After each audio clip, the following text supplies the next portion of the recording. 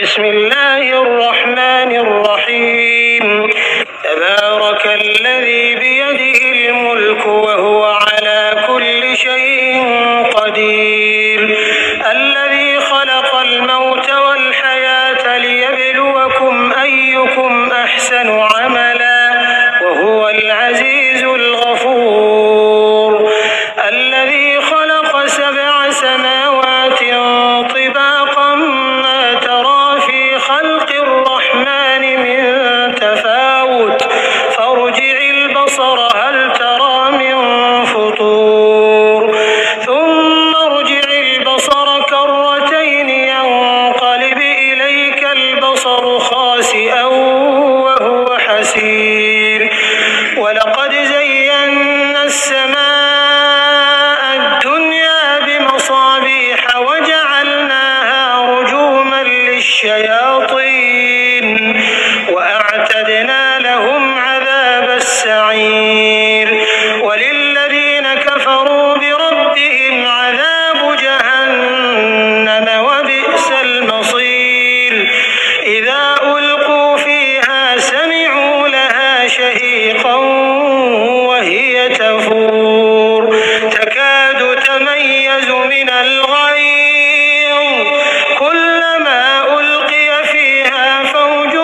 سألهم خزنتها ألم يأتكم نذير قالوا بلى قد جاءنا نذير فكذبنا وقلنا ما نزل الله من شيء إن أنتم إلا في ضلال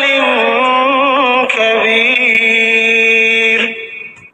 وقالوا لو كنا نسمع أو نعقل ما كنا في أصحاب السعير فاعترفوا بذنبهم فسحقا لأصحاب السعير إن الذين يخشون ربهم بالغيب لهم مغفرة وأجر كبير وأسروا قولكم أو اجهروا به إنه عليم بذات الصدور ألا يعلم من خلق وهو اللطيف الخبير هو الذي جعل لكم الأرض ذلولا فامشوا في مناكبها وكلوا من رزقه وإليه النشور أأمنتم من في السماء أن يخسف بكم الأرض فإذا هي تمور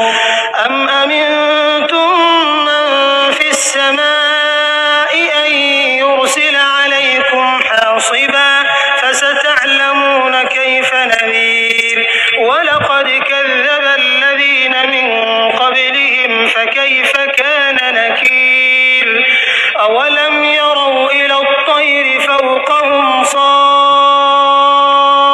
صافات ويقبضن ما يمسكهن إلا الرحمن إنه بكل شيء بصير أمن هذا الذي هو جند لكم ينصركم من دون الرحمن إن الكافرون إلا في غرور